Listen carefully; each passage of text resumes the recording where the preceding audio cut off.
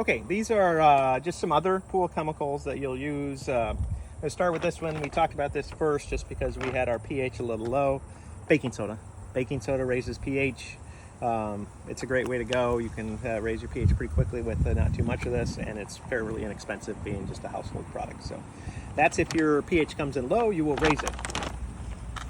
They also have pH down. This is more of an acid, obviously, so this will bring your pH down. It's the same concept. If you're getting your pH levels are too high on your reading, you need to add some of this to lower your pH. And typically what they recommend is add a little to start, test, add a little, wait a day, test, and then add more. You don't want it to go too much the other way or you're just wasting chemicals. So,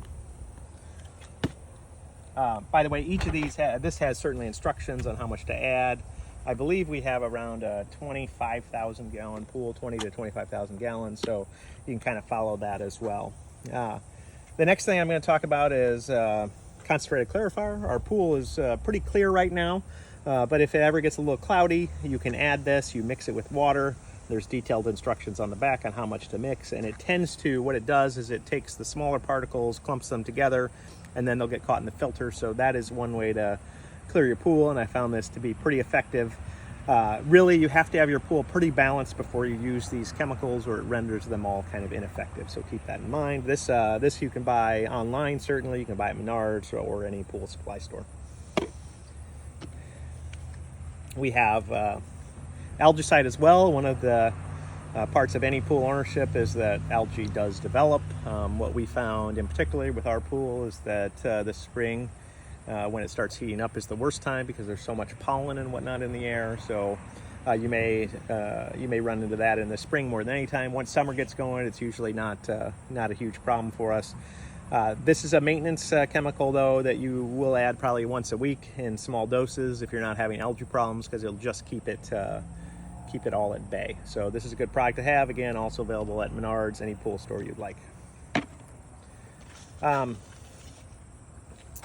Lastly, we have this citric acid. We have white steps, and the white steps from time can change colors. If you're using this, it kind of works by turning off the pool pump actually and getting it calm in that area, and just dropping this onto the kind of the stained pool steps. And it works pretty amazing. The sides are a little tough, but it'll clean the steps really quickly if they get dirty. One way to avoid the change in color in steps is to make sure that your pH is in the right place. This is essentially citric acid. Other recommendations I've seen is just take vitamin C tablets and rub them up against the steps, and that works supposedly as well too.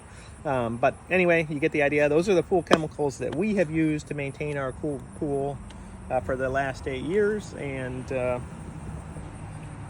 that's what we have for you.